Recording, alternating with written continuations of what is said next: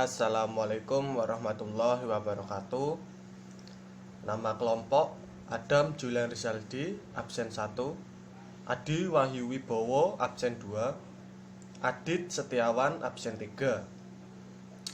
Di sini kami akan menyampaikan tentang sejarah bahasa Indonesia.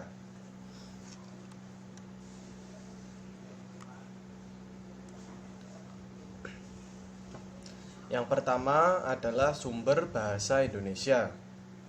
Nah, sumber bahasa Indonesia ini berasal dari bahasa Melayu yang sejak dahulu sudah dipakai sebagai bahasa perantara. Bukan saja di Kepulauan Nusantara, melainkan juga hampir di seluruh Asia Tenggara. Sumber akar bahasa Indonesia adalah bahasa Melayu.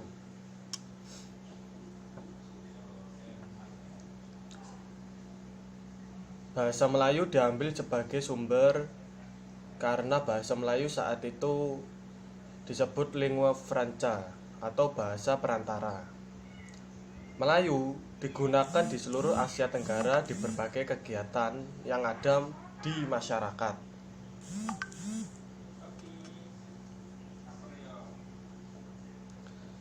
Bahasa Melayu dipakai di Nusantara diketahui dari prasasti yang ditemukan seperti yang pertama adalah prasasti kedudukan bukit di Palembang tahun 683 Masehi.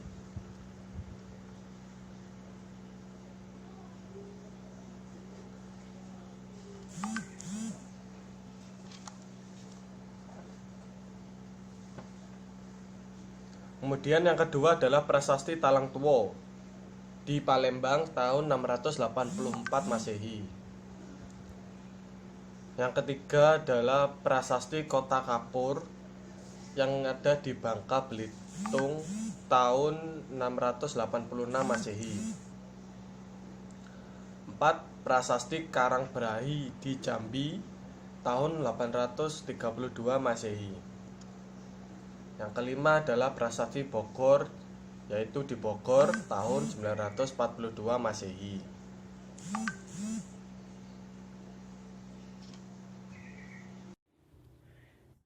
Yang ketiga, mengapa bahasa Melayu diangkat menjadi bahasa Indonesia?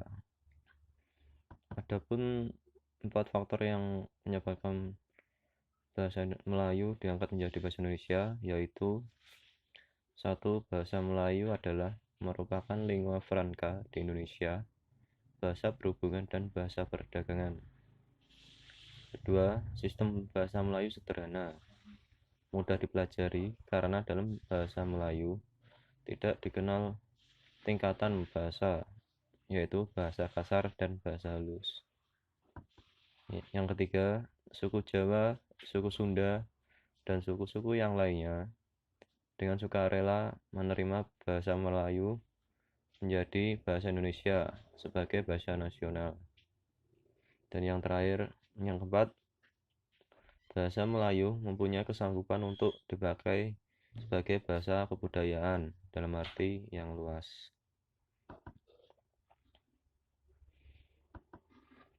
Peresmian nama bahasa Indonesia. Bahasa Indonesia adalah bahasa resmi Republik Indonesia dan bahasa Persatuan Bangsa Indonesia.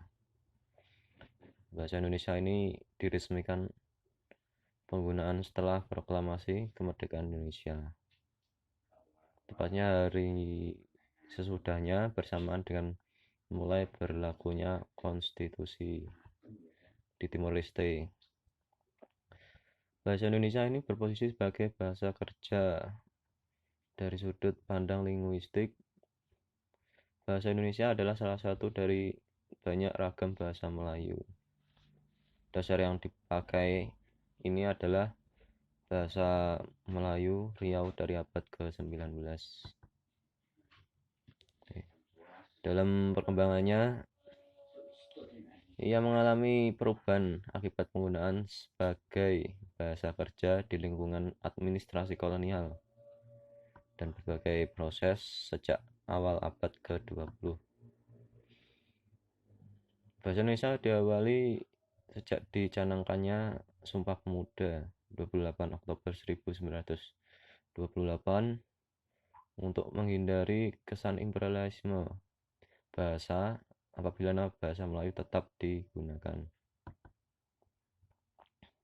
Meskipun demikian, bahasa Indonesia digunakan sangat luas di perguruan, di media sosial, serta berbagai forum publik lainnya. Bahasa Melayu dipakai di mana-mana di wilayah Nusantara serta makin berkembang dan bertambah kukuh keberadaannya. Bahasa Melayu pun dalam perkembangannya muncul dalam berbagai variasi dan dialek. Perkembangan bahasa Melayu ini sangat mempengaruhi dan mendorong tumbuhnya rasa persaudaraan dan persatuan bangsa Indonesia. Dan kemudian dalam Sumpah Pemuda 28 Oktober 1928 untuk memperoleh bahasa nasionalnya, bangsa Indonesia harus berjuang dalam waktu yang cukup panjang dan cukup dengan tantangan. Perjuangan demikian harus dilakukan karena adanya kesadaran bahwa di samping fungsinya sebagai alat komunikasi tunggal, bahasa nasional sebagai salah satu ciri kultural yang ke dalam menunjukkan kesatuan dan keluar menyatakan perbedaan dengan bangsa lain.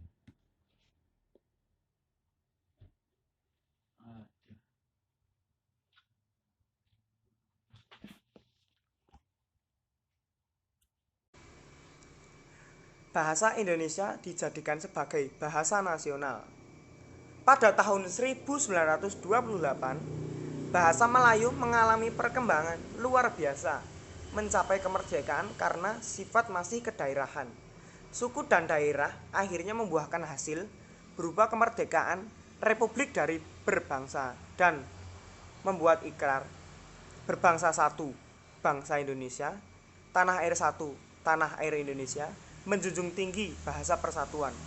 Pada saat Sumpah Pemuda 28 Oktober 1928, usul agar bahasa Melayu diangkat sebagai bahasa nasional. Usul agar bahasa Melayu diangkat sebagai bahasa nasional. Selanjutnya, perkembangan bahasa banyak dipengaruhi oleh sastrawan Indonesia. Nah, bahasa dijadikan bahasa nasional itu yang pertama, bahasa persatuan. Dalam perkembangannya, bahasa Melayu yang digunakan di Indonesia dipengaruhi oleh corak budaya daerah. Bahasa Melayu menyerap kosakata dari berbagai bahasa seperti Sanskerta, Persia, Arab, dan Eropa. Bahasa tersebut juga muncul dalam berbagai variasi dan dialek. Perkembangan bahasa Melayu tersebut kemudian menumbuhkan rasa persaudaraan dan persatuan bangsa Indonesia.